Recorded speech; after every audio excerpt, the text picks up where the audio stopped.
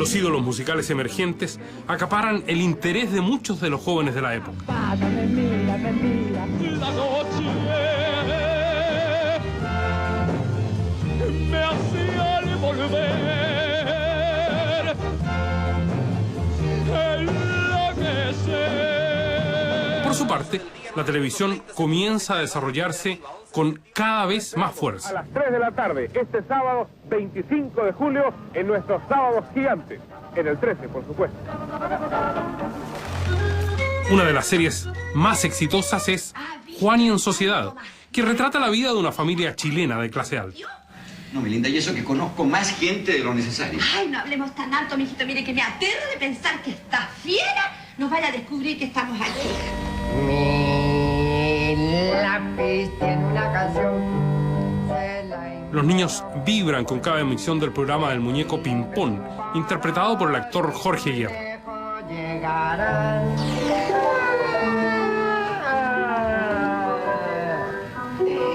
Hola, ¿cómo están?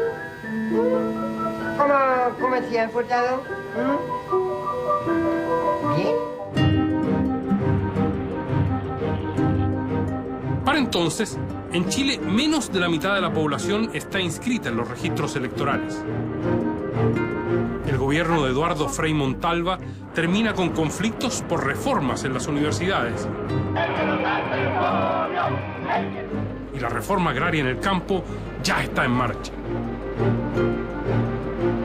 El Partido Socialista ha legitimado la vía armada para generar esos cambios. En este ambiente comienza la campaña presidencial de 1970.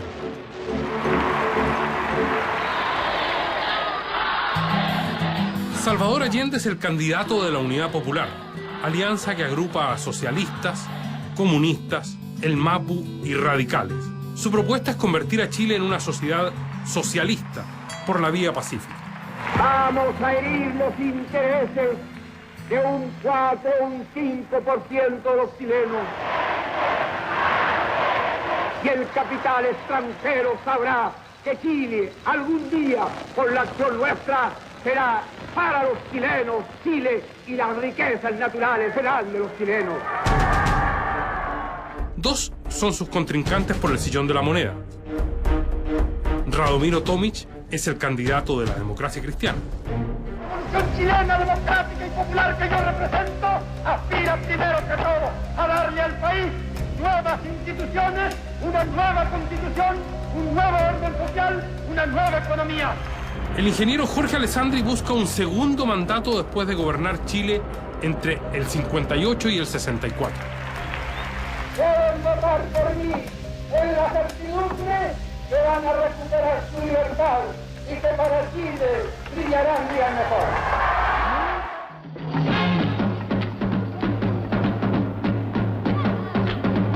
¿Usted cree que alguno de los candidatos presidenciales va a obtener mayoría absoluta en esta elección? Claro. ¿Y usted? No. ¿Y usted? ¿Sí? No, no creo. Van a estar muy al justo uno de otro. De ninguna manera. Que al fin y al cabo soy un hombre como cualquier otro hombre, ¿no? Y que las emociones de hoy día han sido más o menos duras. En este momento Salvador Allende abraza al microbalance secretario general del Partido Popular.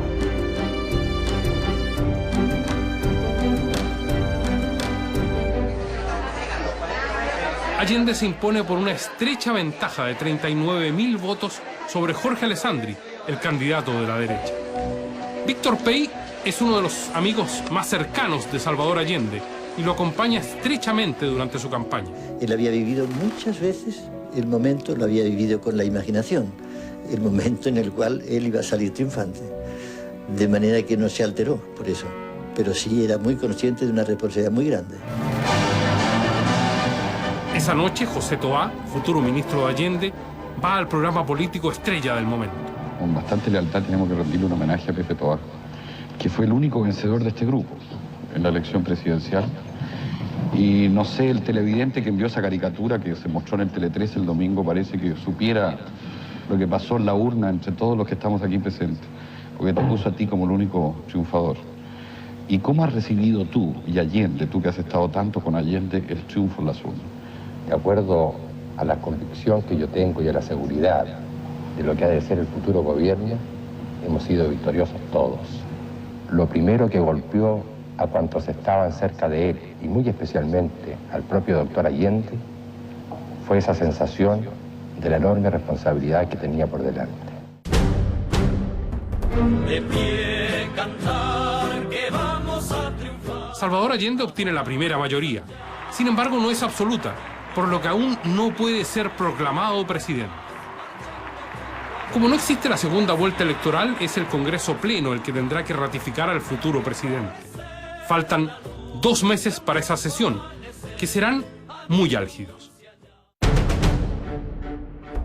Hay gran incertidumbre por lo que ocurrirá en el Congreso. La derecha tradicional, representada por el Partido Nacional, decide jugarse a fondo por dirimir la elección en el Congreso. Temiendo la llegada de un gobierno marxista, ellos acuerdan votar por Alessandri y no respaldar a Allende. En esos días, la Democracia Cristiana compromete sus votos a favor de Allende. Exigen a cambio el llamado Estatuto de Garantías Constitucionales, una reforma a la Constitución para fortalecer libertades y garantizar el control absoluto de las armas en los uniformados. Sin embargo, por aguas subterráneas se urde un plan entre un sector de los militares y grupos extremos para evitar, a como dé lugar, que Allende asuma la presidencia. El señor comandante en jefe del ejército, general René Schneider-Cherot, fue objeto de un cobarde e incalificable atentado en Américo Vespucio, esquina de Martín de Zamora. 3 automóviles interceptaron el vehículo en que viajaba el comandante en jefe del ejército, bajándose sus ocupantes, los que luego de romper los vidrios dispararon hacia... 2 días antes de la sesión del Congreso Pleno, un comando armado intenta secuestrar a René Schneider, comandante en jefe del ejército.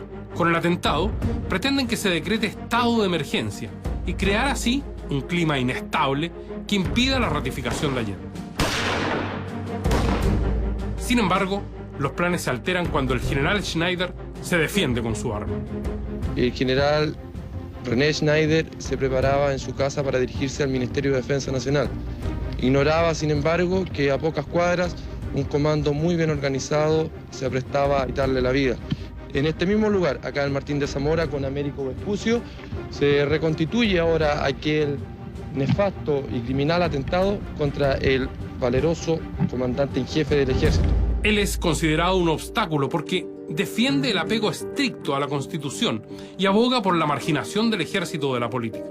A las 11 de la mañana, en la puerta de Vitacura del Hospital Militar.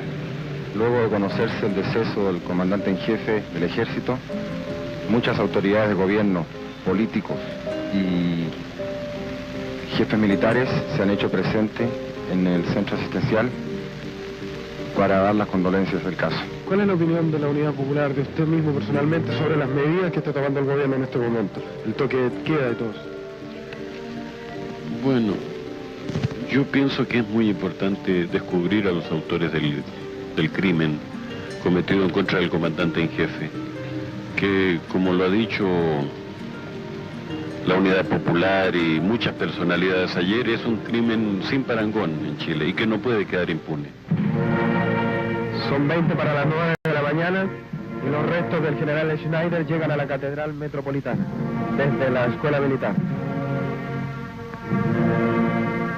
A pesar que aún no es ratificado, Allende sabe que la muerte del general Schneider representa una primera advertencia de la violencia que amenaza a su gobierno. El general en retiro Roberto Bió es quien dirige a los comandos nacionalistas que intentan secuestrar a Schneider. Desde el exilio en Paraguay, en una entrevista concedida años después al Canal 13, admite que el secuestro fue parte de un complot en contra de Allende. Un año y un poco más de mi retiro,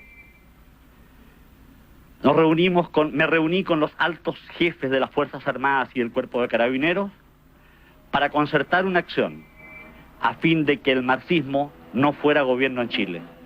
Cada día que pasa, al lanzar una mirada retrospectiva, hacia los acontecimientos sucedidos en mi patria,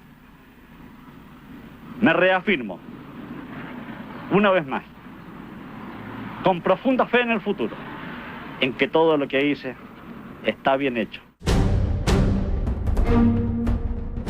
¿Y usted cree que el Congreso tiene el derecho a elegir entre las dos más altas mayorías relativas? Claro, totalmente. Totalmente. Tiene todo el derecho por ley de elegir. Creo que si eligieran, en este caso eligieran al segundo, creo yo que sería una injusticia. Creo que sería injusticia porque daba que todos los presidentes de Chile, con la primera mayoría, sea absoluta o no sea, han sido presidentes de Chile igual. Sí, de tener facultades tiene. De que podría llegar a ser inconveniente, sí, porque supongo que una primera mayoría, por aunque sea relativa, expresa una preferencia por alguien. Entonces, lógicamente, hay que respetar esa preferencia.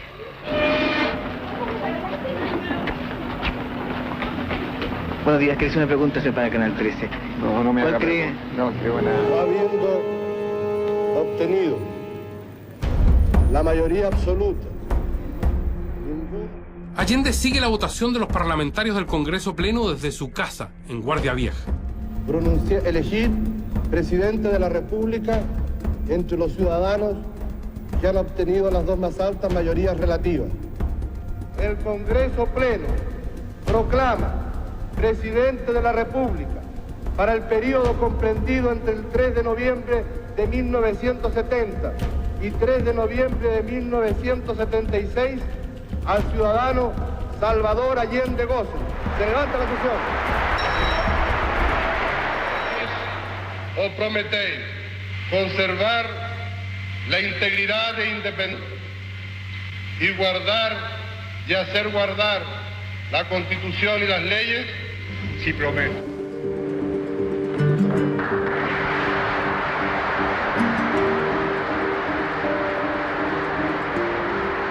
Finalmente, después de 3 fallidos intentos por llegar a la moneda, Salvador Allende es elegido presidente de Chile.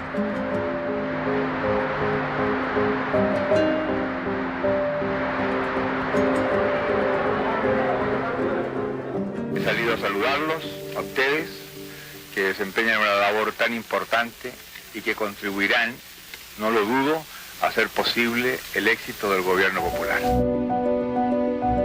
Desde joven, Allende vive y lucha para ser presidente de la República e implantar su modelo de sociedad. Era un político intuitivo innato. De manera que, siendo así, no es de extrañar el hecho de que en su proyección política se viese siempre como presidente de la República, manejando al país y tratando de hacer en él las transformaciones que tanto deseaba y tanto anhelaba.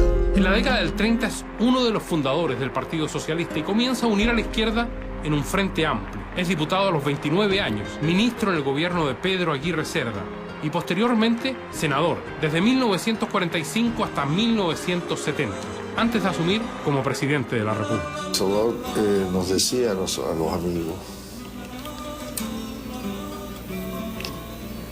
que algo iba a pasar, que él quería pasar a la historia. Si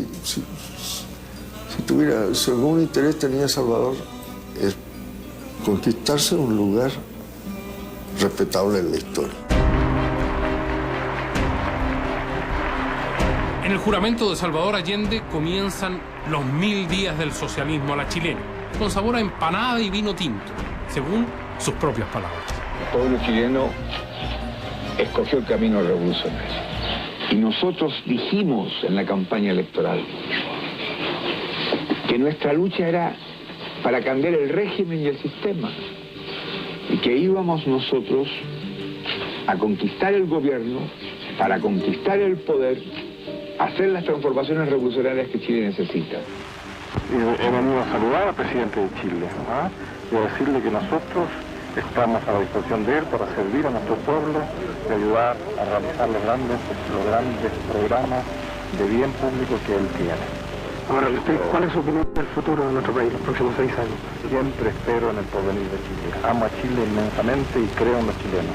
¿Los católicos qué deben hacer? En cooperar lealmente en todo lo que sea para el bien de la nación. Allende tiene un gran ideal, la justicia social. ha dedicado 40 años a perfeccionar un proyecto revolucionario que él cree posible dentro de la democracia y que se bautiza como la vía chilena al socialismo.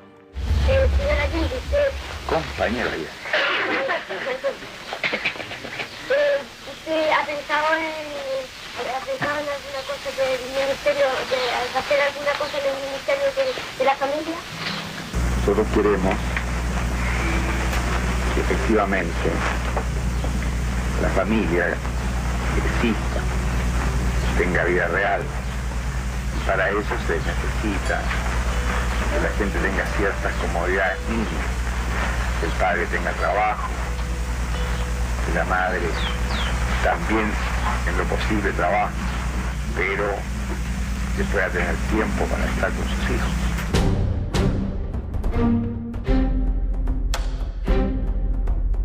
La gran mayoría de los chilenos están expectantes acerca de cómo funcionará un gobierno socialista. Jelly, lleve jelly yogur. Lleve jelly yogur.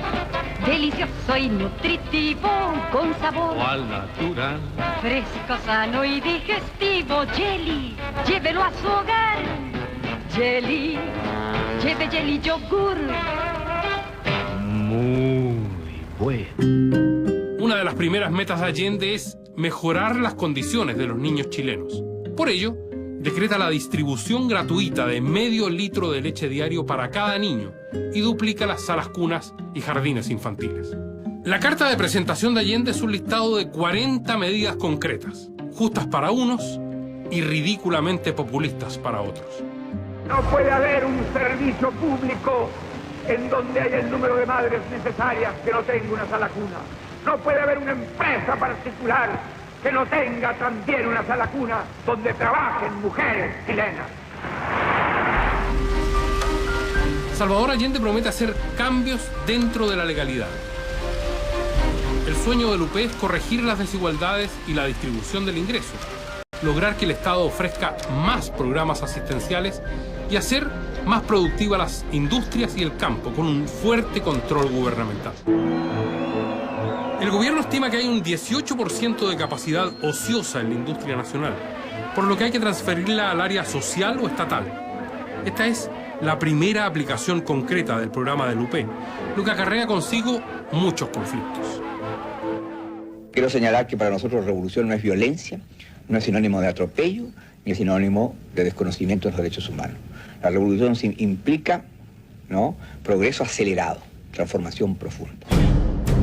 El camino a la expropiación comienza con huelgas prolongadas que fuerzan una intervención del gobierno o simplemente la toma de las empresas. Gran opositor de las tomas fue Sergio Onofre Harp. Entonces iba a un piquete en la mañana, bandera chilena y todo lo que usted quiera, y se paraban en la puerta y decían: compañero, estamos en paro, así que ustedes no entren. Bueno, hay paro. Nadie sabía por qué había paro, pero había paro. A las 10 de la mañana llegaba un funcionario del Ministerio de Economía con un notario y levantaba un acta dejando constancia que esta industria o este comercio estaba paralizado. Y eso nos hizo perder productividad, nos hizo perder presencia en la industria nacional y sobre todo nos hizo politizarnos. Así lo vivió el ya difunto dirigente sindical Manuel Bustos. Entonces llegaba alguien de afuera que no era más que el activista del partido. Se dedicaba a organizar a los trabajadores. Porque lo que vamos a hacer aquí, vamos a defender esta empresa. ¿Defenderla de qué? Entonces andaba la intuición que aquí algo raro había.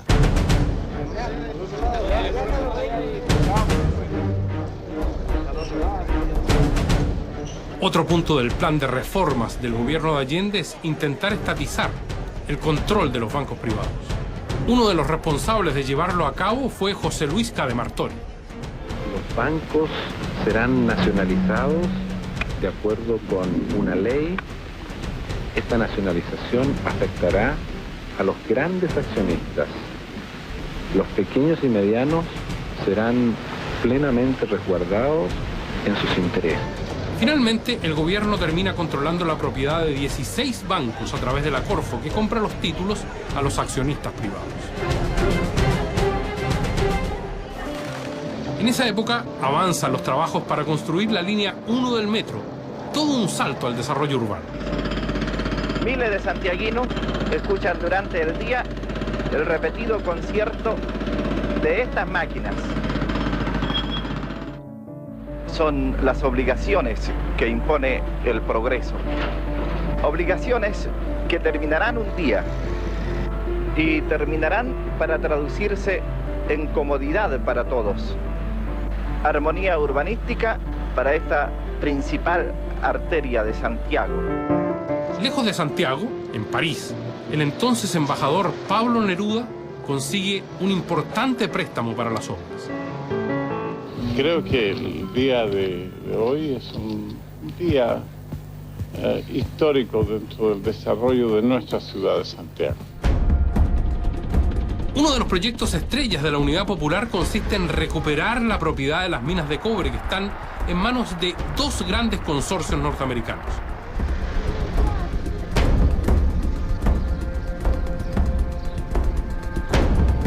De Chile, con esta reforma, empiece a caminar hacia su definitiva independencia económica.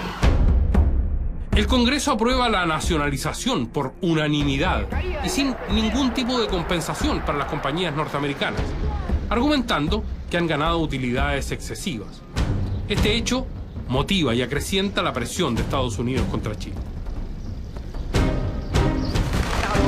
Mientras tanto, Allende quiere avanzar con la reforma agraria, a pesar de que sectores de ultraizquierda boicotean el proceso con ocupaciones ilegales. Él es un continuador de una idea nacida en el gobierno de Jorge Alessandri y profundizada después con Eduardo Frei, para redistribuir las tierras agrícolas.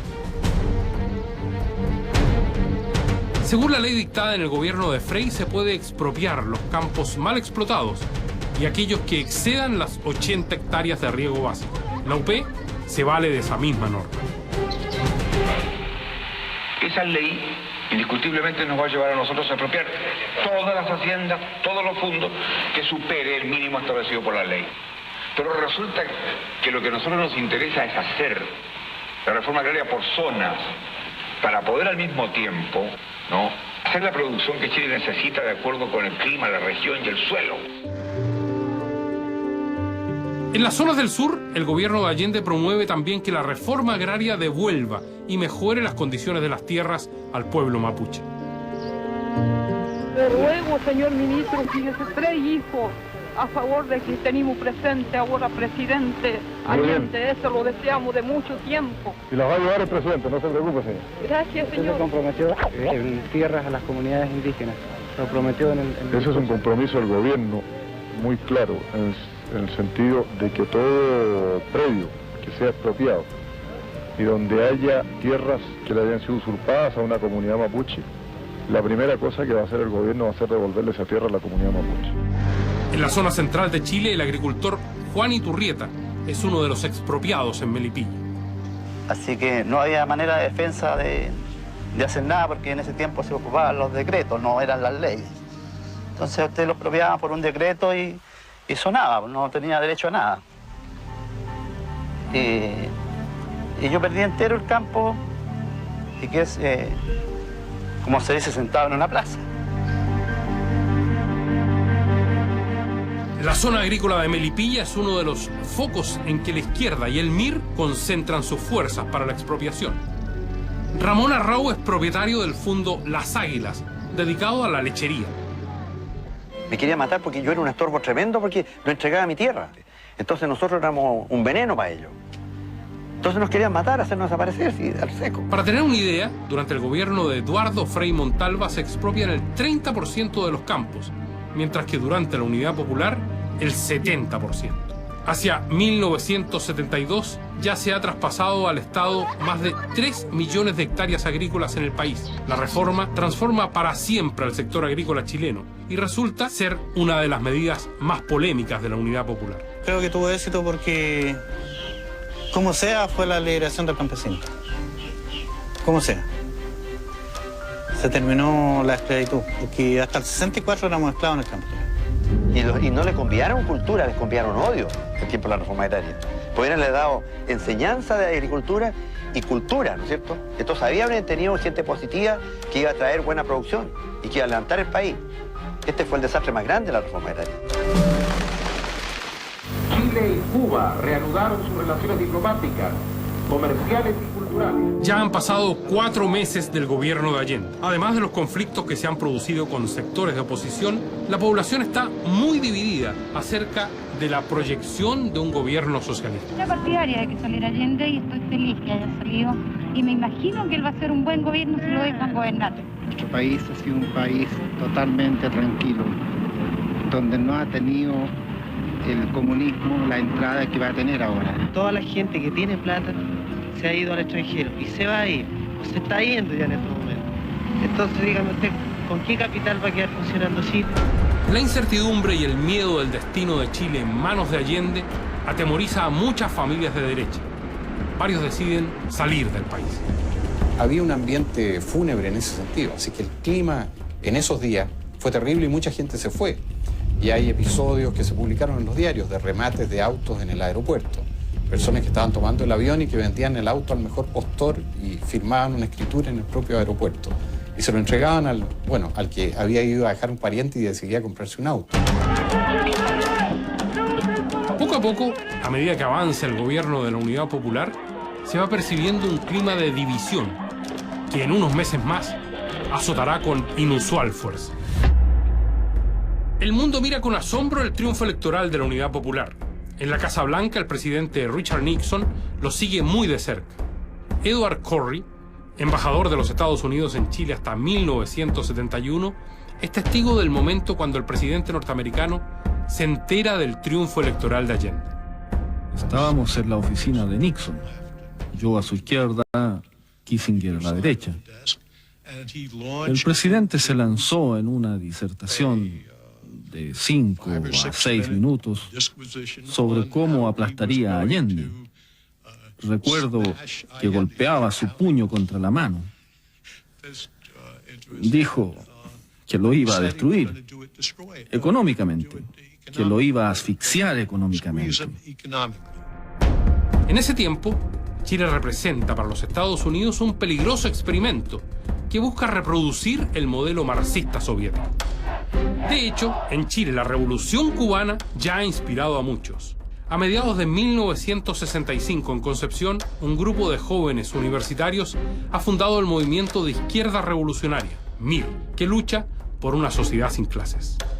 Para el MIR, los asaltos y la vía armada son la única salida frente a la injusticia social. El MIR desarrolla activamente las tomas de terrenos y la recuperación, como le llaman a los asaltos a los bancos. Fueron 4 los asaltantes. ¿Cómo se dio cuenta usted de todo lo que estaba sucediendo? Por el tiroteo. Andrés Pascal Allende es uno de los asaltantes que en varias ocasiones irrumpe en las sedes bancarias. Era legítimo hacerlo, recuperar parte, que era muy poca también, del producto de ese trabajo del pueblo para invertirlo en la lucha de liberación de ese propio pueblo. La policía queda descolocada con el audaz accionar de este grupo de jóvenes. En corto tiempo, asaltan innumerables sedes bancarias, llevándose jugosos botines en escudos. Me amenazó 3 veces más o menos eso. Y después se fue corriendo por ese techo. ¿Cómo era él? Era alto, delgado, el pelo más o menos largo, con patillas y con bigote más o menos. El asaltante es estupendo. Regio, me encantó. Por esos días, varios de los miembros del MIR integran un inédito grupo armado encargado de la seguridad del presidente. El GAP, o Grupo de Amigos Personales, comparte funciones con la Policía de Carabineros e investigaciones. Uno de ellos era Manuel Cortés. Miedo no tuvo. Nunca mostró temor. Él estaba claro, estaba consciente y por lo tanto, por eso que aceptaba de buen grado las medidas que nosotros empezamos a implementar. Salvador Allende no es partidario de la vía armada y tiene ásperas discusiones con su sobrino mirista, Andrés Pascal. Él se enojó mucho conmigo y me echó de su casa. Al tiempo pasamos a la clandestinidad, comenzaron a perseguirnos. Recuerdo de que él habló con mi padre y me mandó un regalo, una caja, con una nota. Y en esta caja venía una pistola Colt 45. Plateadita, muy bonita era la pistola. Y en la nota decía que él no estaba de acuerdo con lo que yo estaba haciendo, pero que si yo había escogido ese camino, entonces yo tenía que ser consecuente.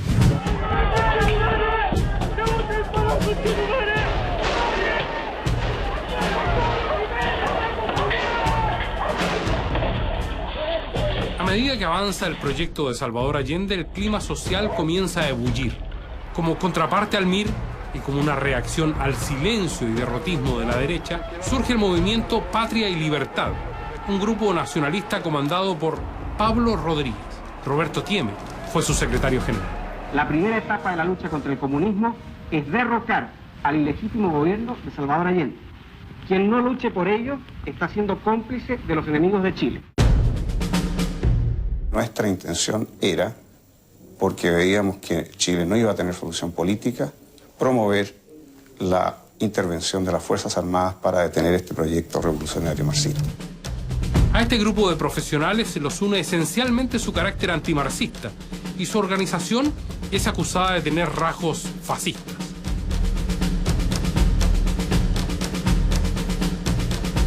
El fascismo fue un movimiento nacionalista italiano, como el nazismo fue un movimiento nacionalista alemán. Los problemas, la idiosincrasia del pueblo italiano y del pueblo alemán no tienen ninguna coincidencia con la situación del pueblo chileno actual. De manera que plantear a nosotros una identidad con el fascismo es una ignorancia histórica y además representa la incapacidad de deshacerse de un prejuicio. En el periodo previo a la asunción de Allende al poder se dice que Patria y Libertad establece contacto con la CIA, transformándose en un vehículo de sus intereses. He leído eso, he visto que incluso se dice que hubieron platas para el movimiento. Que yo sepa, ninguno de nosotros recibió un centavo. Ahora le digo una cosa, frente a la gravedad de lo que sucedía en Chile, si nos hubiera llegado un cheque de la CIA lo habríamos aceptado. Pero hoy día no. ¿A qué le salió? Salimos de la casa, nosotros salimos a las 5:20, estábamos en pie tomando desayuno en la casa, para llegar a tomar la movilización para dejarlo a la estación central. ¿Y aquí llegaron acá a Cartagena? Llegamos a las 1:20, hemos llegado aquí nosotros. ¿Por cuántos días está usted acá en la playa? Vengo por 15 días, por un mes, me voy a Santiago, vuelvo nuevamente. ¿Tiene casa usted acá o viene residencial? No, tenemos casa hace como 20 años. ¿Qué le parece este balneario? Me gusta mucho, a pesar de que voy a otras playas, a Reñaca, voy a Viña, pero siempre vengo a Cartagena. Manchito, manchito. Jueguite desde mi vida, pero gordito. En ese mismo verano, el humorista Bigota Roset goza de gran popularidad. Es la revelación del Festival de Viña. Y en un charco con la sangre la encontré. Juegue de bueno gordito. Chagarle mi gallino. Cahuéleme mi pipil. Olvídate marmadas. Olvídate de ruegos. Olvídate de pidors. Que yo te olvidé. Pocas veces en Chile se ha visto un triunfo como el que esta noche obtuvo Bigote Roset. Bigote Roset se ha consagrado. Él, al dirigirse al público, dijo muy claro: yo los he hecho reír a ustedes y ustedes me han hecho llorar a mí. Bigote, ¿cómo te sientes? Me siento tan feliz, con una gana de llorar de esa, pero... Bigote, esto para ti ha sido un sueño que se realiza. No había alcanzado a soñar tan grande, no había alcanzado. Había soñado cosas más chiquititas. También utilizando un tren, el gobierno promueve giras culturales de múltiples artistas de todas las ramas por las poblaciones del sur de Chile. Llevamos un espectáculo en el que se integran el ballet, la danza, el folclore, la música culta, la música popular. Yo creo que este espectáculo en provincias va a ser recibido con mucho agrado. En realidad, un mes estar arriba de un tren participando y actuando todos los días en forma muy activa, en realidad la remuneración es bajísima. Van principalmente por la unidad popular. Para hacer esta muralla. El movimiento musical llamado La Nueva Canción Chilena se convierte en un bastión. Los artistas más destacados son los hermanos Parra, Patricio Mans, los Inti Illimani y especialmente el grupo Quilapayún, con su director artístico Víctor Jara.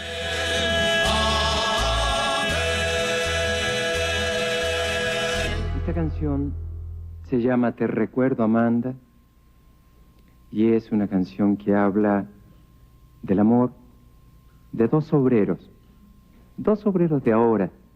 Jara es un ferviente partidario de Salvador Allende, quien lo nombra embajador cultural de Chile. Se da cuenta de lo que existe dentro del alma de dos obreros de cualquier fábrica en cualquier ciudad. Aquí lo vemos en un archivo exclusivo de la televisión peruana. Te recuerdo, Amanda, la calle mojada, corriendo a la fábrica donde trabajaba Manuel.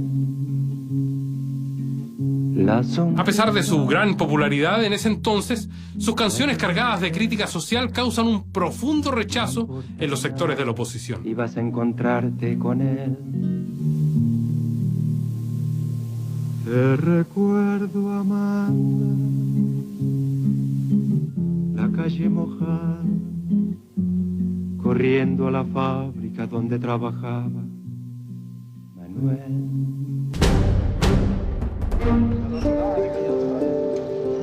En junio de este año sucede un hecho que simboliza la antesala de la extrema violencia y polarización que acecha al país.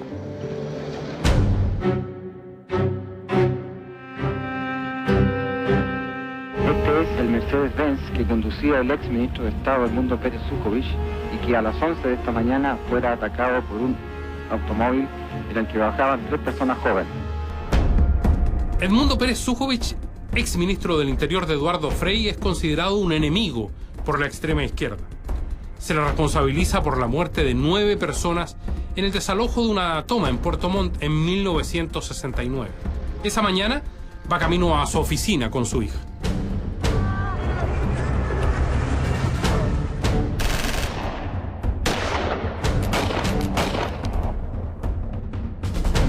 El auto, después de eso, se cruzó, nosotros frenamos, el tipo se bajó con una ametralladora ya a punto de disparar, se puso al lado de papá y le disparó a escasos centímetros varias ráfagas de ametralladora.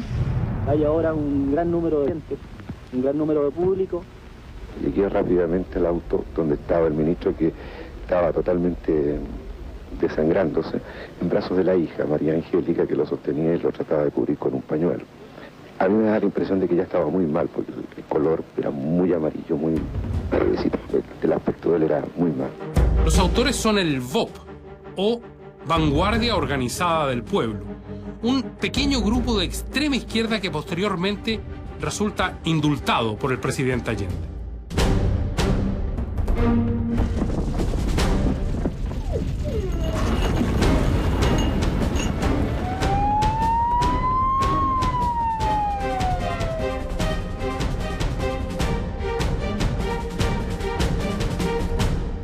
Estamos en la capilla del pueblo de Mayarauco, en la comuna de Melipilla. Esta capilla ha quedado prácticamente en el suelo, en especial su torre. 5 personas murieron sepultadas por estos gruesos muros de adobe en una cocina de una casa de inquilinos aquí en San José. Como todos los presidentes chilenos, Salvador Allende tiene que enfrentar un terremoto en su mandato, que devasta gran parte de la zona central de Chile. En la tragedia mueren 80 personas.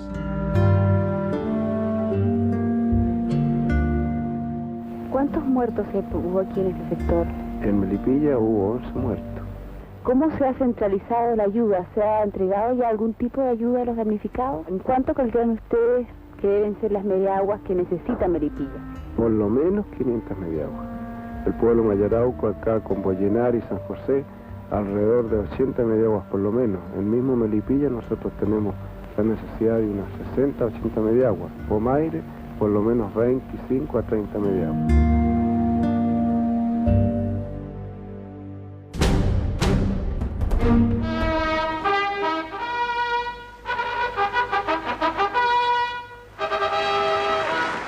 En octubre de ese mismo año, Pablo Neruda, poeta partidario de la Unidad Popular, recibe el Premio Nobel de Literatura.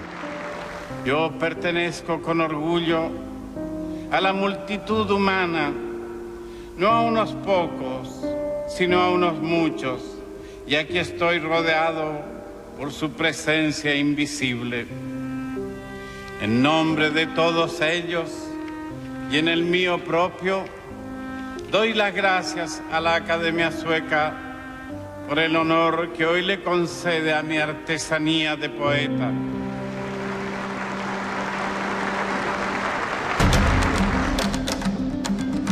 A principios de 1971, Chile vive un bienestar económico inusitado. La cesantía baja un 4% y el crecimiento sube a un 8%. Sin embargo, esta bonanza va a durar muy poco y va a traer serias consecuencias que estarán a punto de conducir al país a una de las mayores crisis de su historia.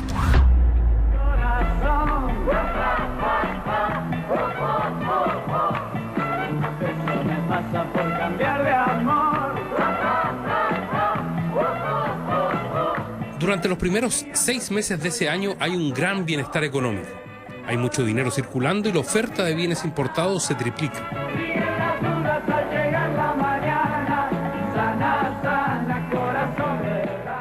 Con 32, 34 años en la industria manufacturera, he visto que los trabajadores tuviéramos algo mejor social, bienestar económico, como en ese momento teníamos los trabajadores. Siempre converso con mi mujer, se recuerda a ella. Yo nunca he guardado plata en la maleta y arriba medio. Miles de capitalinos viven acosados por el tránsito de vehículos. El mercado automotriz va en ascenso y las calles ya se están haciendo cada vez más estrechas.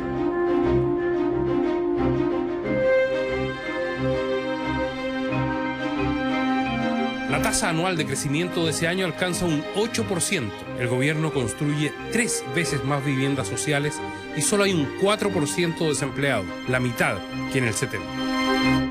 Durante esa época es cuando más dinero han ganado. Todos sentíamos que teníamos mucho dinero. En los negocios anexos que yo instalé posteriormente, nunca había ganado tanto dinero. Los salarios experimentan aumentos desmesurados. En el sector público, los sueldos suben hasta un 40% y ello presiona fuertemente a las empresas privadas. Sin embargo, la fiesta económica dura muy poco. La luz de alerta se enciende a finales de 1971. El exministro José K. de Martori reconoce ciertas responsabilidades del gobierno. Hubo reajustes de remuneraciones que no estaban contemplados. Hubo exceso de fijaciones de aumentos de sueldo, salario y de gastos presupuestarios que no debían haberse hecho. Y por lo tanto eso crearon una sensación de un gran poder de compra en la población que no encontraba su relación con la disponibilidad de bienes. Para poder cumplir con los generosos aumentos de sueldos y contrapesar los ajustes fiscales, se emite el doble de billetes sin respaldo del Banco Central. Como consecuencia, la demanda por más bienes importados aumenta, lo que genera un estancamiento en la industria nacional. La avalancha de importaciones agota las reservas en dólares. Chile deja de pagar su deuda externa. El difunto Ernesto Ayala, en ese entonces director de la papelera, recuerda esos momentos. El ministro Buscovich, por ejemplo, hablando con él en una reunión con Fomento Fabril, dijo que el presupuesto nacional no le importaba. Yo me manejo con el Banco Central y emitiré todo lo necesario para seguir trabajando. La UP capea como puede la escasez de créditos externos. Los funcionarios norteamericanos despliegan toda su influencia con los organismos financieros para cortar la ayuda a Chile. Prácticamente Estados Unidos cerró la totalidad de los créditos a Chile. Y había solamente una línea de crédito abierta en el Banco de Chile. Y esa fue una de las razones por las cuales no se estatizó el Banco de Chile. Con los soviéticos y cubanos, Salvador Allende firma convenios de pesca y asistencia. El dictador Franco de España le ofreció a Allende diversas formas de ayuda, por razones de conflictos entre España y Estados Unidos, fundamentalmente. No es porque Franco tuviera simpatía con Allende. Puso a disposición del gobierno de Allende una gran cantidad de créditos en muy buenas condiciones, gracias a los cuales nosotros, por ejemplo, compramos una enorme cantidad a crédito de camiones los famosos camiones Pegaso que circulan todavía por ahí.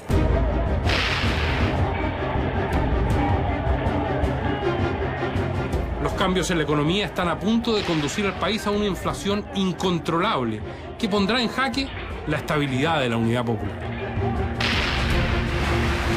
Las cámaras muestran allí a los estudiantes particulares que acudieron temprano a recibir a los mineros y que fueron sofocados y que fueron atacados por grupos del MIR que se encuentran también apoyando la política del gobierno. El programa Música Libre causa furor entre los jóvenes chilenos. Los loros de entonces marcan pauta en la moda con la minifalda, la pata elefante y el pelo largo.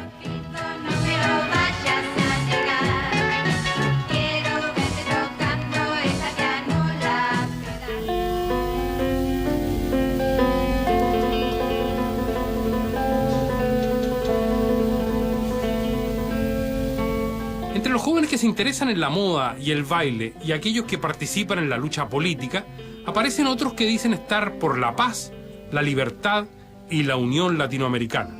Son los hippies chilenos, cuyos máximos representantes son el grupo Los Jaivas. Brillando en el mar, mira hacia el cielo y olvida. Los Jaivas se han hecho popularmente conocidos meses atrás en el cuestionado Festival de Piedra Roja, la versión chilena del Festival de Woodstock.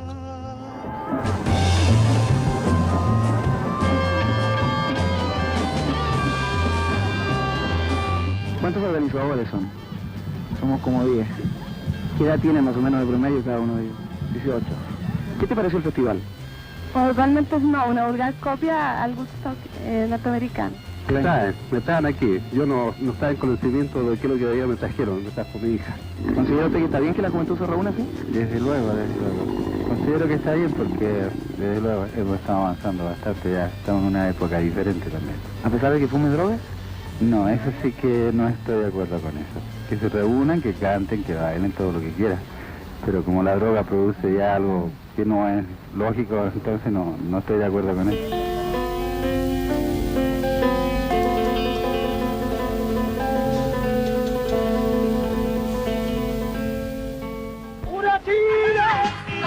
La prensa agudiza la polarización existente entre los partidarios y detractores del gobierno. Quien mete sus narices en el mundo de la política está expuesto a la burla y mordacidad de los periodistas. Una de las víctimas del sarcasmo de la prensa opositora es Daniel Vergara, secretario general de gobierno, a quienes bautizan como Barnabás Vergara. Vengadores. La televisión es el gran referente y las series extranjeras causan furor entre los telespectadores. El fugitivo, protagonizado por David Jensen como el Dr. Richard Kimball. Sin embargo, los televisores, al igual que muchos otros productos, comienzan a escasear en el mercado. La bonanza económica de los primeros 6 meses del gobierno de la Unidad Popular ha terminado abruptamente, dando paso al desabastecimiento y a una preocupante inflación. Entre las divisiones internas y una oposición poderosa en los gremios, Salvador Allende está prácticamente inmovilizado. Los paros y las huelgas ya son pan de cada día. No, mis expresiones tendría que hacer uso de la fuerza. Y no estoy por ese lado. Estoy por el lado de la persuasión, de la discusión y del diálogo. En este servicentro, ubicado en 10 de julio con Raulí, hay una atención que podríamos llamar casi normal. Hay una vigilancia policial y los conductores de vehículos deben hacer una larga cola antes de ser atendidos.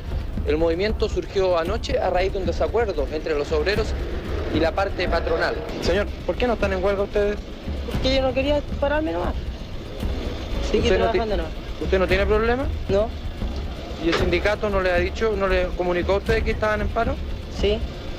¿Y? Bueno, paramos nomás. Pero hay otras bombas que permanecen desiertas, o al menos casi desiertas. En estas, el Sindicato Profesional de Obreros de Estaciones de Servicios, Servicentros y Bombas Bencineras no está atendiendo. Sin embargo, los empleados de estos lugares sí están atendiendo normalmente. Esto quiere decir que si usted quiere poner benzina, lavar su vehículo, no podrá hacerlo. Pero si quiere comprar algún repuesto, habrá atención normal. El movimiento comenzó hoy día a las 7 de la mañana y durará hasta mañana a la misma hora, ya que es de advertencia y durará 24 horas. En ese contexto, Chile está a punto de recibir una visita que va a dividir aún más las aguas políticas.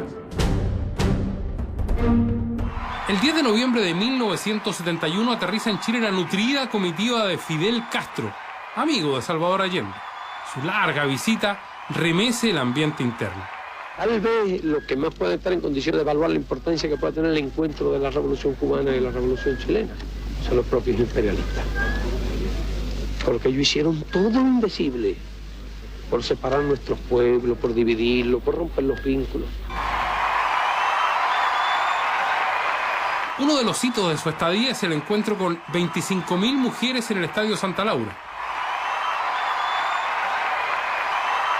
Deben mantener y mejorar la organización, deben mantener y elevar la disciplina en el trabajo.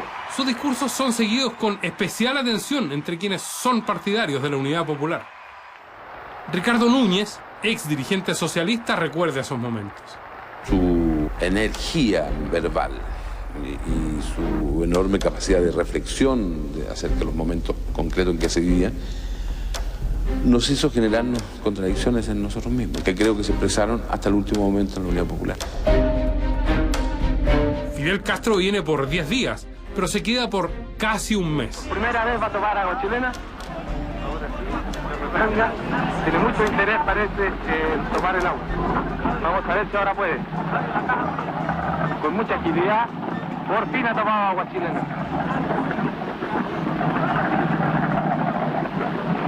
Comandante, ¿cómo está? El clima nuestro está frío. Así que no se va a bañar, principalmente por el resfriado. ¿No se va a bañar? Si me tiro me va a acusar de aventurero. Creo que es un frío tolerable si se nada duro. Pero ¿y si se protege con algo de goma? El comandante Fidel Castro ahí está mostrando una especie que recién le ha cazado Raúl Choque, el campeón mundial de caza submarina.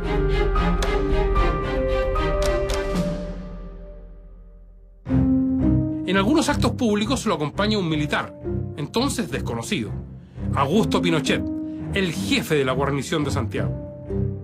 Luego de una completa visita a la estancia Río Verde, acá en la provincia de Magallanes, el primer ministro de Cuba culmina su visita aquí en un asado al palo que prepararon especialmente los trabajadores de este centro productivo para él.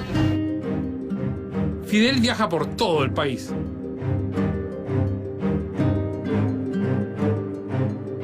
Este partido de básquetbol da pie a una guerrilla de titulares y a una famosa foto.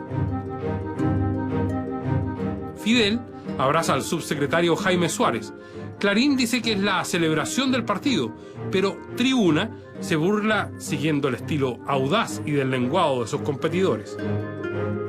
El presidente Allende lo acompaña en cada uno de sus recorridos, pero se va haciendo evidente la tensión que genera su visita al interior de la coalición gobernante. Me dicen que Allende ya a los 10 días estaba muy molesto, que ya la semana estaba molesto y que a las 2 semanas ya mandó recados muy concretos a Fidel Castro. Para que se fuera. Para que se fuera. La despedida oficial es el 3 de diciembre en el Estadio Nacional. Habla 2 horas y media y de ese discurso queda una frase memorable.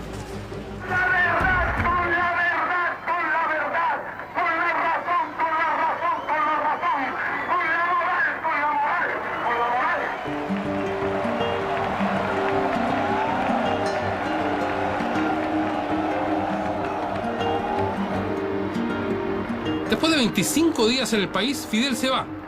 Los partidarios de Allende coinciden en que su visita altera definitivamente el rumbo que ha emprendido la Unidad Popular. Yo creo que la visita de Fidel, o sea, el mes que estuvo Fidel aquí, irritó a la derecha y a los sectores más derechistas y más conservadores. Hubo una irritación porque él era el símbolo revolucionario de esa época y estar aquí un mes y pasearse como Pedro por su casa. Más que lo que él haya hablado, yo creo que el gesto de estar aquí irritó profundamente a la derecha.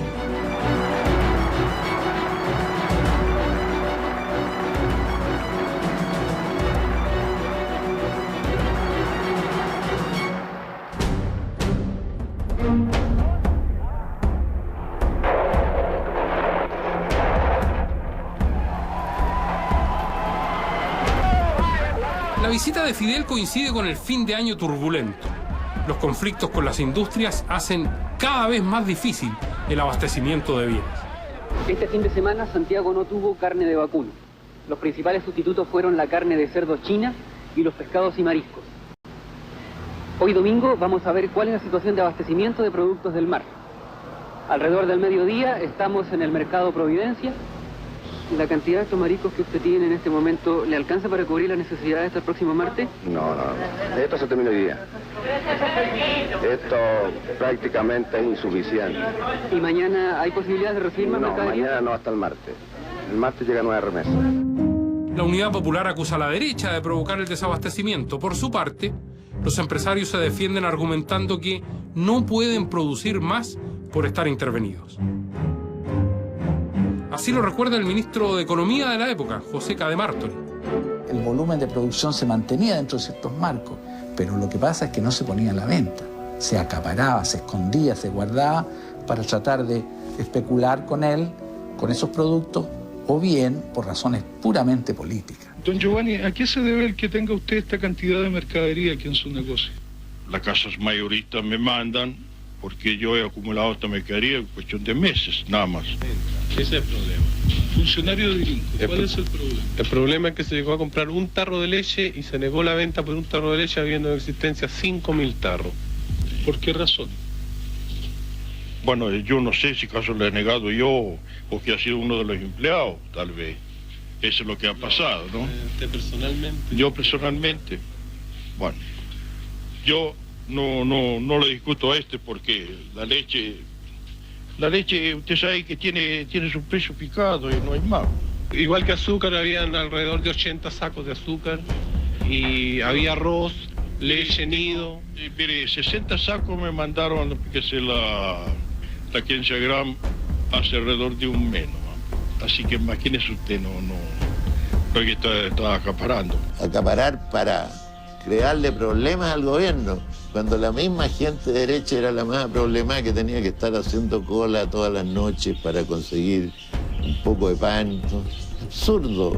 Toda la gente que conozco y que conocía en esa época, todos pasaban por la misma situación de alimentarse del chancho chino y del pan de afrecho y de todas estas cosas. Sin embargo, a pesar de la crisis económica y los conflictos políticos, la cara de Santiago sigue cambiando. Los avances de la línea 1 del metro continúan y hace muy poco se ha inaugurado, en el Barrio Alto, una novedosa estructura comercial que sorprende a los chilenos: el Drugstore de Providencia. Desde hace algunos años Providencia es una nueva arteria comercial, pero también se ha iniciado aquí un comercio quizás diferente. Hay muchas boutiques, hay estilos de venta diferentes. ¿Por qué viene usted al Drugstore? Porque necesitaba pantalones. Quería pantalones. ¿Sí? Sí. ¿Y encontró lo que buscaba o no? ¿No? ¿Hay pocos pantalones ahora? Hay mucho, pero no me... ¿Falta de dónde le sobra? De todos lados. ¿Le falta o le sobra? Estoy muy flaca, estoy muy delgada, estoy muy delgada. Está muy delgada. Ya bueno, está muy bien, pero de todas maneras, gracias. Buenas tardes. ¿Cuánto han vendido hoy día? Bueno, una cosa. ¿Ah? Una cosa. ¿Qué venden ustedes? Artículos de dama. ¿Artículos de dama? Claro. ¿Y por qué creen que han vendido tan poco? Porque, bueno, las alzas, por lo demás, estamos viviendo un momento tan crítico que está difícil. Entonces hay que salir adelante y salir adelante cuesta. Pero el proyecto estrella es la construcción de la sede de la tercera versión de las Naciones Unidas sobre Comercio y Desarrollo, la UNCTAD, que se construye desde 1971. Irónicamente, este edificio promovido por Allende se convertirá años más tarde en el cuartel general de la Junta de Gobierno y finalmente en el Centro Cultural Gabriela Mistral.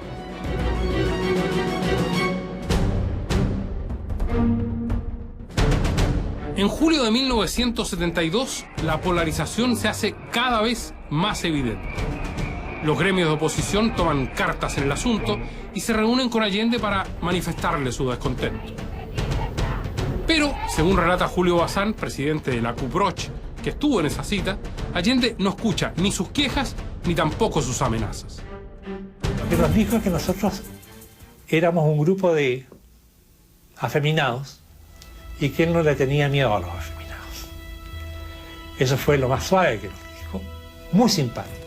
Uno de los campos que generalmente se siembran de alfalfa, pero que ahora, por una de esas extrañas cosas de este país, está sembrado de vehículos, de micros, de 865 camiones de todo el país, desde algunos viejos del año 1940 hasta Fiat de esos relucientes y nuevitos del año 1972.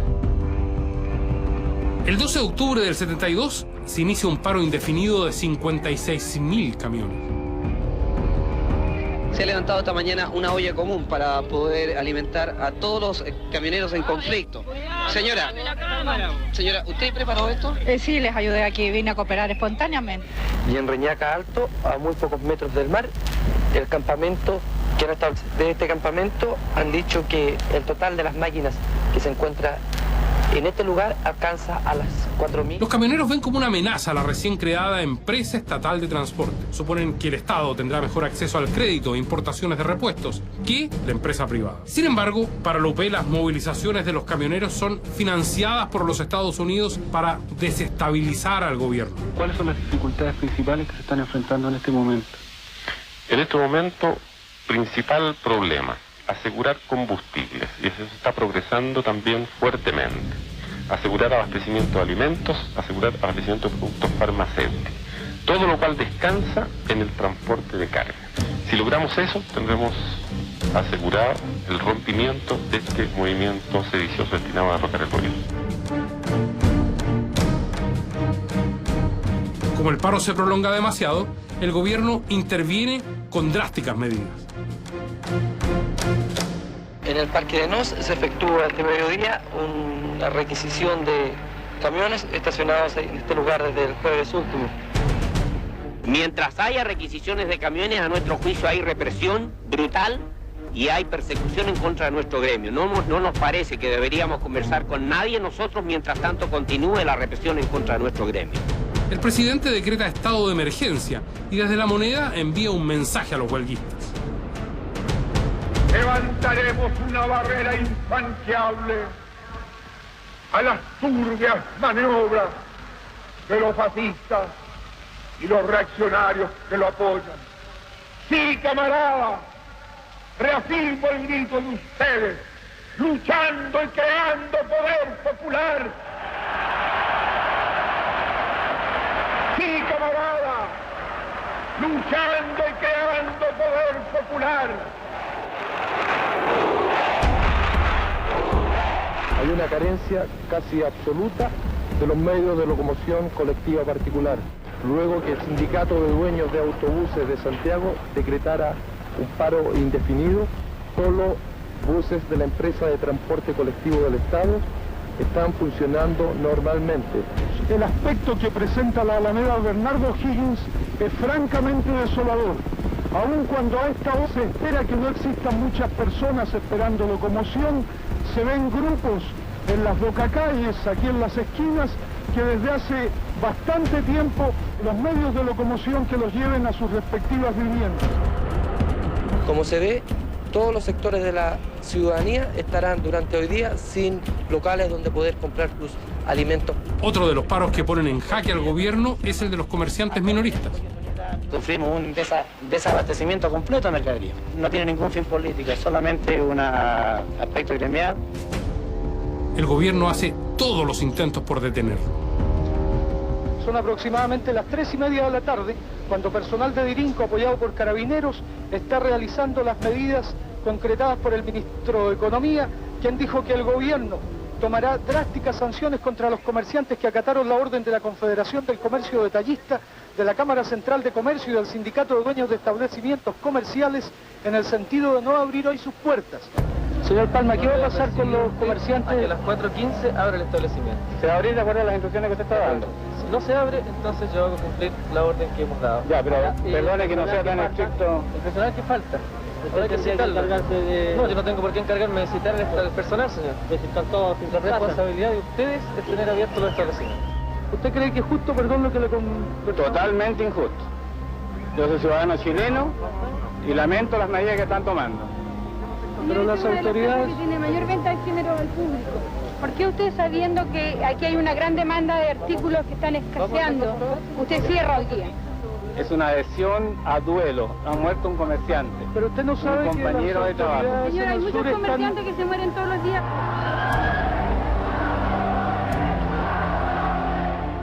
Yo le he dado instrucciones a Carabineros de que proceda con la mayor fuerza, con la mayor rudeza en contra de estos elementos que única y exclusivamente están dedicados a desquiciar la vida democrática de este país. Y ellos son los que hablan de democracia.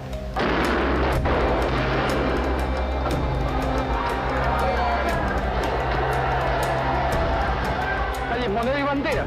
En esta esquina se ha agolpado una gran cantidad de público que avanza por las calles de la Bolsa tratando de esquivar a las fuerzas de Carabineros que con bombas lacrimógenas tratan de detener a aquellas personas que persiguieron a los inspectores de la Dirección de Comercio de Dirinco, que trataban de requisar algunos establecimientos que permanecieron cerrados en lo que el gobierno ha calificado de huelga eminentemente política.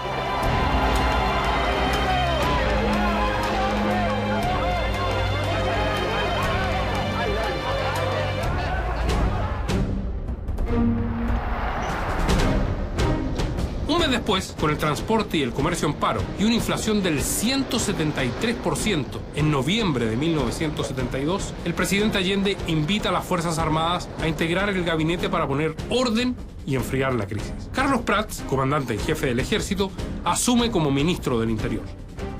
La presencia de los militares en el gabinete encrispa a los sectores de derecha más radicalizados, especialmente a Patria y Libertad. Esta agrupación comienza a promover una salida militar a la crisis. Ahí decidimos crear un frente de operaciones y esa misión se me encomendó a mí.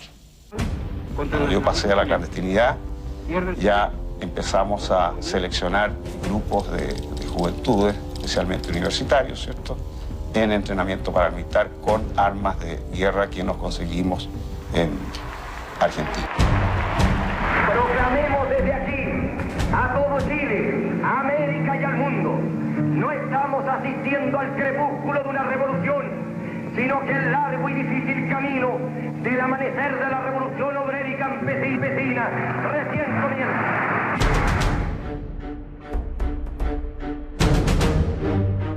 Como contraparte de Patria y Libertad, el MIR radicaliza su postura. Sus dirigentes creen que el único modo de tener una sociedad socialista es a través del levantamiento de campesinos y trabajadores. Por eso, promueven la toma de los campos, las corridas de cercos y tomas de fábricas y de terrenos. Uno de ellos es la emblemática toma del campamento 26 de enero, hoy conocido como La Bandera. El dirigente poblacional del MIR, Víctor Toro, encabezó el movimiento. Si ellos intentan a través de la fuerza querernos detener o querer detener a cualquier compañero poblador, a cualquier compañero dirigente o a cualquier militante de nuestra organización, responderemos de la misma forma en que ellos lo hagan. Si ellos lo detienen a través de violencia, nosotros actuaremos con la violencia que es característica de nosotros, que es la violencia de los trabajadores. Los violentos enfrentamientos entre los civiles más radicalizados de ambos bandos ya forma parte del panorama habitual del país. Las cámaras muestran allí a los estudiantes particulares, sí, que fueron sofocados y que fueron atacados por grupos del MIR que se encuentran también apoyando la política del gobierno.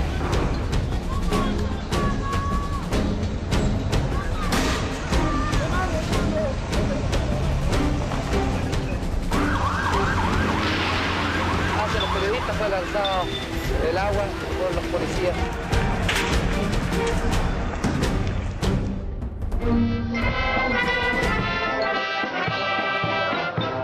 A pesar de que el país es invadido por los conflictos, Allende inicia, a fin de ese año, una gira que incluye 4 países. Por primera vez, deja a un militar, al general Carlos Prats, como vicepresidente de la República. De éxito. Muchas gracias. Que no lo molesten mucho. Gracias. Muchas gracias. Instantes finales de la despedida de un viaje de 14 días. Visitará México, la sede de las Naciones Unidas, la Unión Soviética y Cuba. Lo más relevante de su visita es su intervención en el Foro de las Naciones Unidas.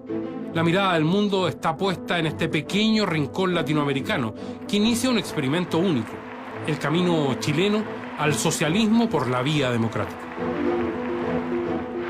Vengo de Chile, un país pequeño,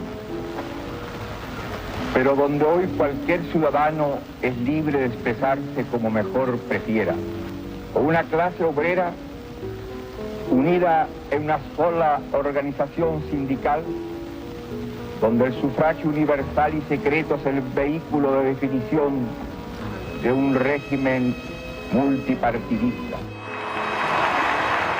Allende es ovacionado cuando denuncia un boicot y la agresión de compañías norteamericanas en contra de Chile. Mientras, en el país, la economía va en picada. La inflación sigue creciendo y el desabastecimiento no da tregua. Ya empieza a instalarse un nuevo fenómeno: las colas. ¿Cuántas veces a la semana tiene que hacer cola? 2. ¿Cuánto le significa eso en horas? 4 horas. ¿Y qué es lo que sale a comprar usted? Aceite. En 1972, los conflictos y el desabastecimiento ya son parte de la vida de los chilenos.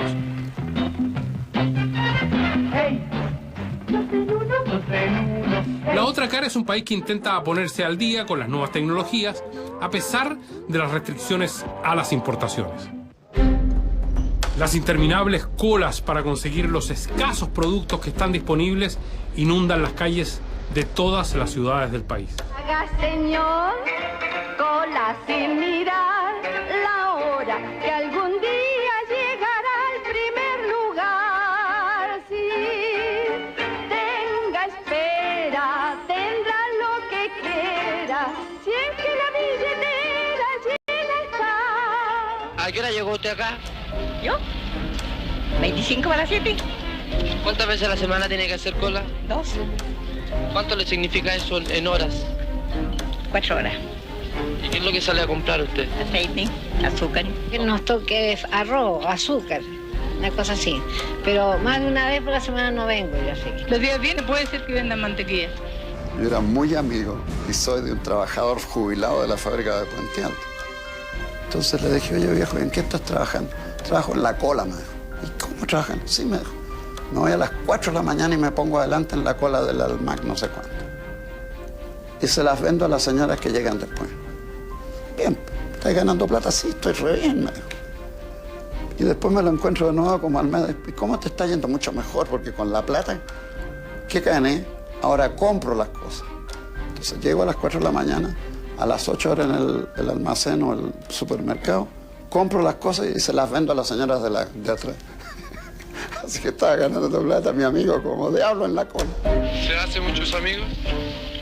Se hacen su poco, sí. ¿Usted, señora, a qué hora llegó? A las 6:30 de la mañana. ¿Y de qué conversa cuando está en estos lugares? Conversamos de cualquier cosa nosotros. Para cortar la tarde, la mañana que llegamos.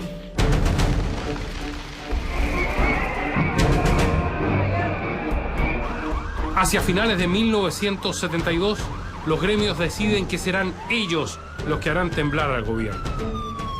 El 22 de diciembre de ese año, en el Hotel Carrera, se reúnen 3 poderosos dirigentes: Hugo León, Orlando Sáenz y Julio Bazán. Con lo aprendido de los paros anteriores, toman la decisión de organizar un gran paro nacional. Partidarios de la Unidad Popular acusan que la CIA está detrás de esta iniciativa.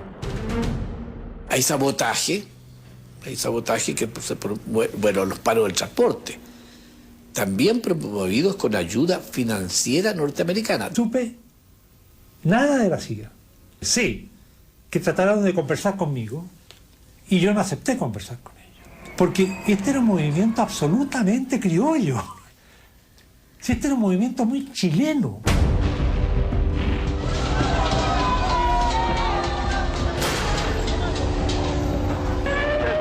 Especiales ahora se lanzan bombas de gas contra una... En el ambiente político de la oposición ya se habla del rol que deben cumplir las Fuerzas Armadas en un estado crítico como el que atraviesa el gobierno chileno.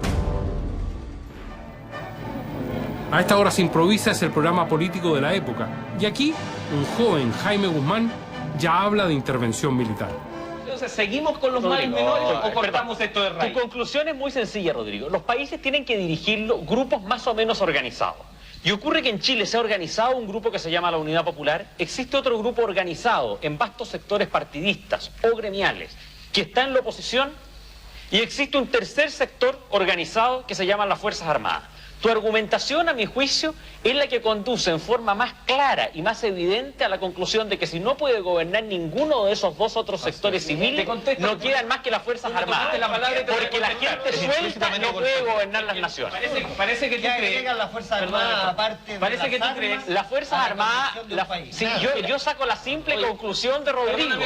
Lo que yo digo es que si ninguno de los dos grupos organizados pueden gobernar, no queda más que un tercero que son las Fuerzas Armadas. Que realmente dirija la revolución.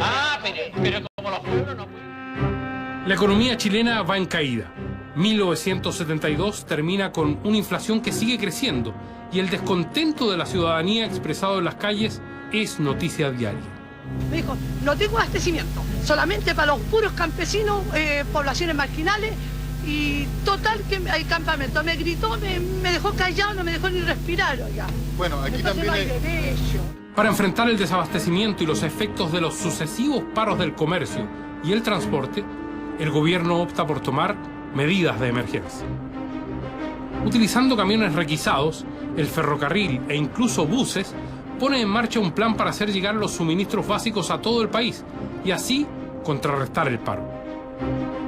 Desde este lugar saldrá dentro de pocos instantes un convoy de camiones con destino a la zona norte del país. Se trata de vehículos que están transportando mercaderías y alimentos ante la emergencia que vive en este momento la ciudad de Santiago y otras 19 provincias de nuestro territorio.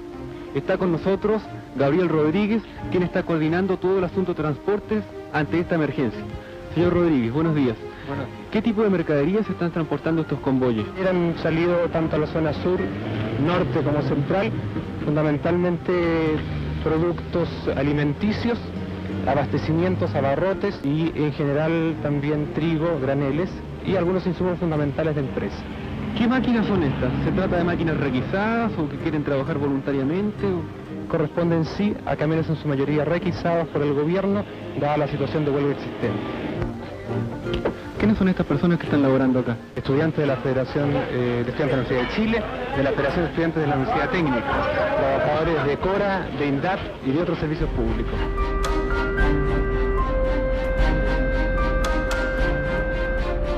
Como parte de las mismas medidas de urgencia, en enero del 73 se estrenan las Juntas de Abastecimiento y Precios, JAP.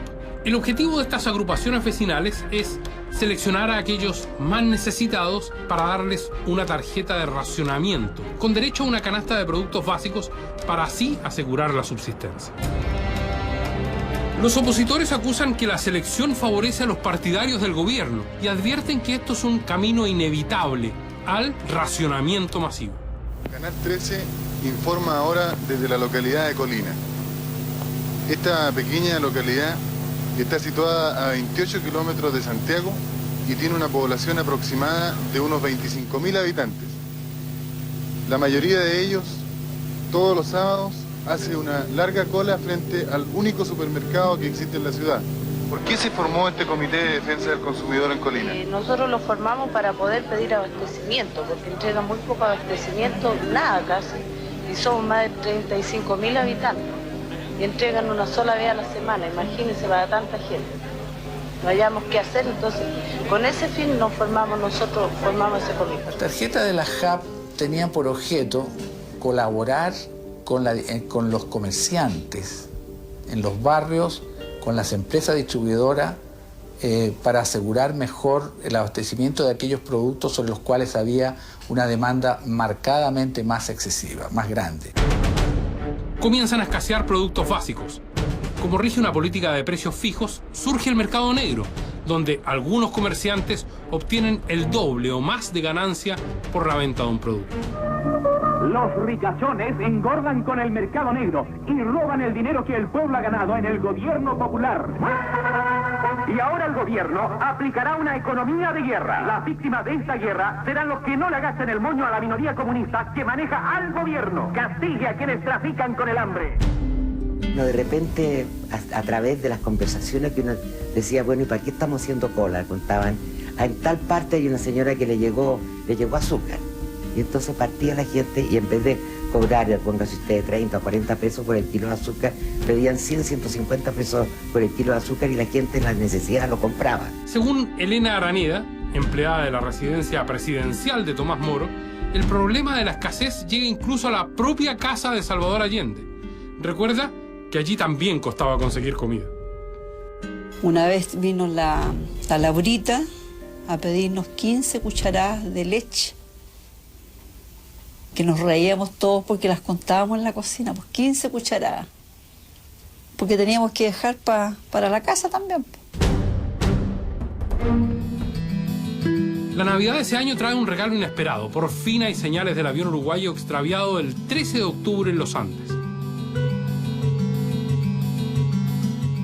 El 21 de diciembre, en el sector cordillerano de San Fernando, un arriero encuentra a 2 jóvenes desesperados que claman por ayuda desde el otro lado de un correntoso río.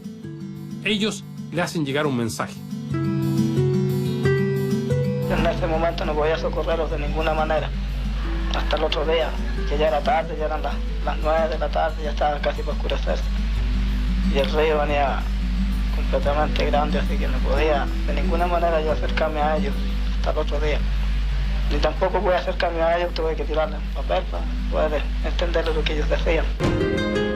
Fernando Parrado y Roberto Canesa, 2 de los rugbyistas, tienen que esperar un día más, aunque están desnutridos y deshidratados tras caminar 10 días por la cordillera, resistiendo al límite el frío y la nieve. Nos sacó las ganas de vivir y la fe en Dios. O la fe en Dios primero y la gana de vivir después, no sé en qué orden. ¿Cómo te sientes en este momento? En este momento me siento casi feliz porque voy a sacar a los compañeros. Hasta que no los saque no voy a ser feliz completamente. Y por los compañeros que fallecieron estoy contento porque sé que están en el cielo. 1:10 de la tarde y regresan los 2 helicópteros que hace aproximadamente 30 minutos se dirigieron a la cordillera del Perequín, donde estaría el avión extraviado desde octubre pasado. Aquí vienen los 14 heridos restantes, los 14 sobrevivientes.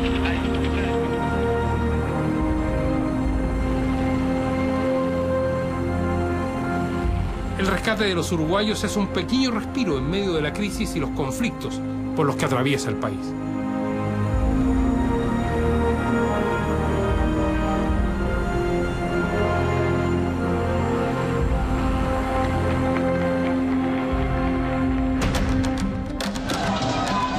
En Chile, la crisis está desatada.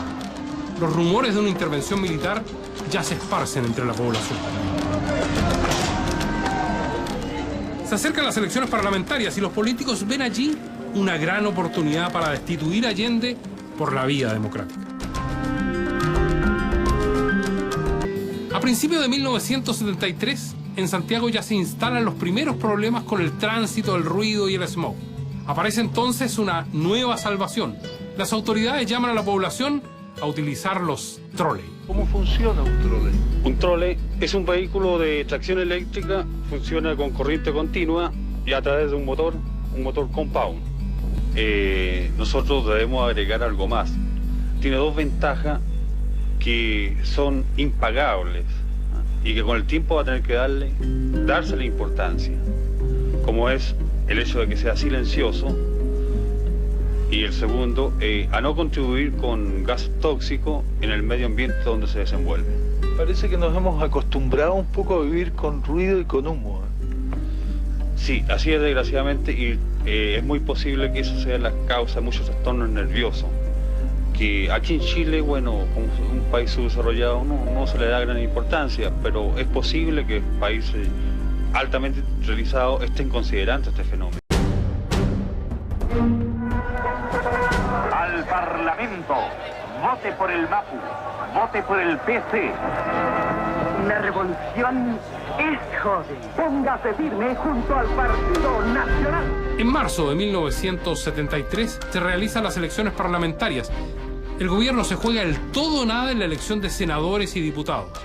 La oposición, que une a la derecha y la democracia cristiana, quiere ganar los 2/3 del Senado para acusar y destituir al presidente Allende en el Congreso. Son un poco más de las 4 de la tarde Y cuando esperábamos nosotros que ya estaría comenzando las actas de escrutinios en este local, vemos que muy pocas mesas receptoras habían empezado su trabajo a la hora señalada por la ley, a las 8 de la mañana. Poco más de las 6 de la tarde y estamos en la Escuela de Ingeniería de la Universidad de Chile, local de votación de varones de la 10ª comuna de Santiago, Parque Cousiño. A esta hora trabajan aún aquí muchas mesas receptoras de sufragios. La ley señala que una vez cerrada la mesa receptora de sufragios, los apoderados deben contar el número de votos para verificar que este corresponde al número de personas que se presentaron a votar.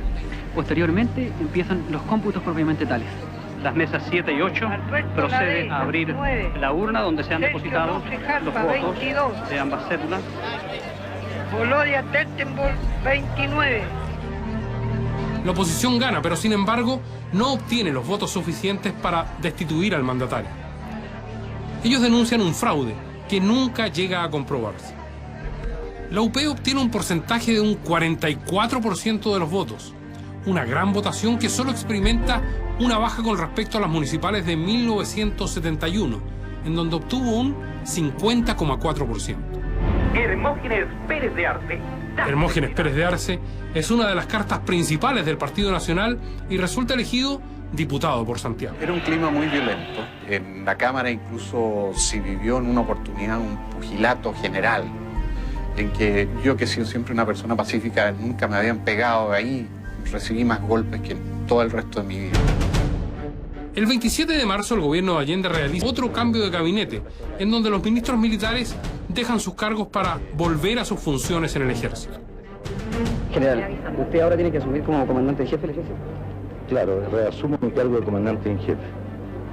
Y indudablemente estimo procedente poner mi cargo a disposición del presidente en función de sus atribuciones constitucionales, designe quién debe continuar mandando el ejército. ¿Cuándo pondrá su cargo a disposición del jefe del Estado? Inmediatamente que reasuma a las 3 de la tarde. ¿Contento de la labor realizada por usted durante todo el periodo como ministro del Interior? No me corre explicar lo que yo he hecho, son usted y la opinión pública la que tienen la palabra. En todo caso, la acción que usted desarrolló, ¿considera que estaba cumpliendo con los objetivos para los cuales se le había traído al ministerio? Efectivamente, tengo la satisfacción de conciencia de haber actuado de buena fe y con el más recto propósito para dar las más amplias garantías constitucionales a mis conciudadanos.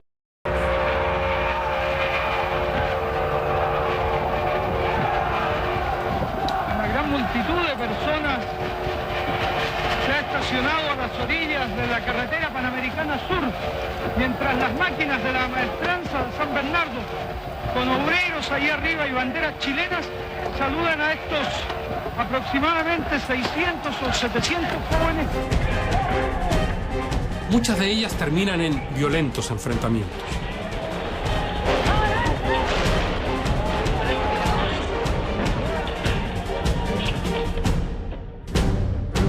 Currículum unificado y un desarrollo preferente de la educación pública.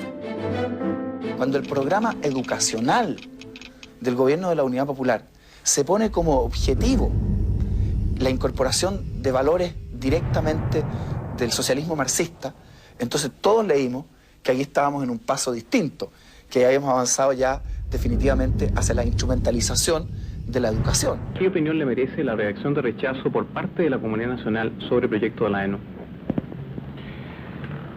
Una opinión muy negativa, por de pronto, porque creo que gran parte de ese sector que aparece rechazando la ENU, en el fondo está rechazando lo que determinados diarios y radios de oposición dijeron era la Escuela Nacional Unificada.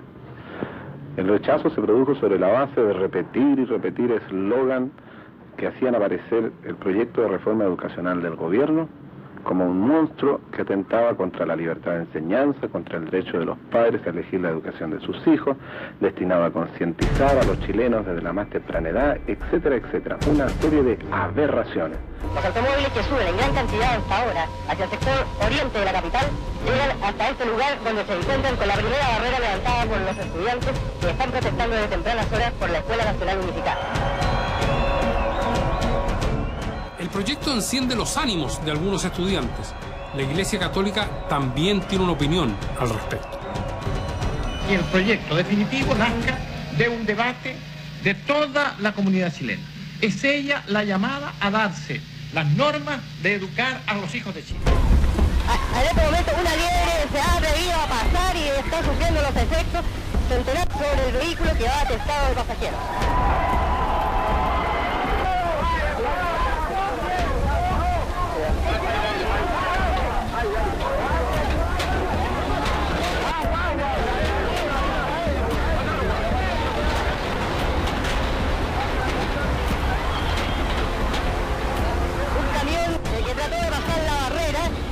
Los piedrazos y el conductor trata de lanzar la máquina sobre los estudiantes recibiendo piedras de gran calibre. Los vidrios totalmente destrozados, se retira a toda velocidad del camión cuando una ambulancia, la cual recibe libre paso. Los estudiantes inmediatamente la dejan atravesar la barrera. La reacción es tan fuerte que el gobierno suspende el proyecto de la ENU 2 meses después de presentarlo.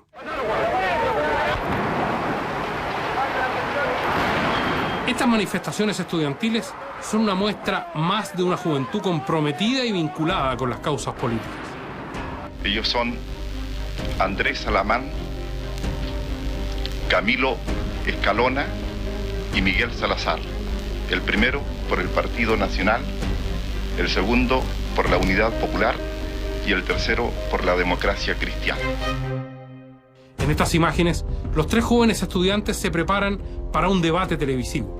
Postulaban como candidatos a la Federación de Estudiantes Secundarios.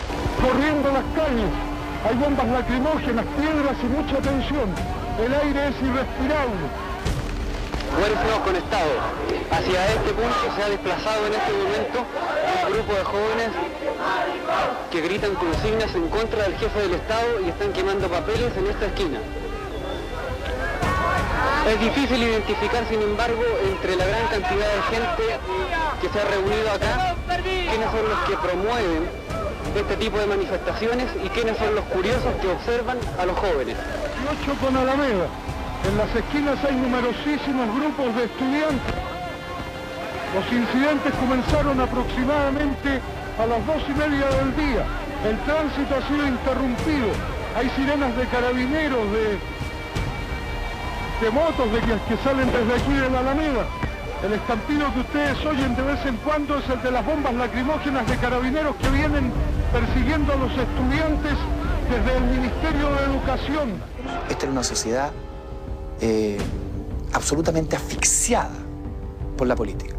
Las elecciones de juntas de vecinos se daban en códigos políticos, las elecciones de los centros de padres, las elecciones de los centros de alumnos, de los clubes deportivos.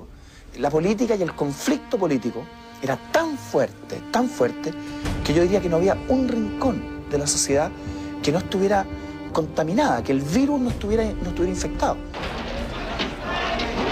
La gente se odiaba, había odio político.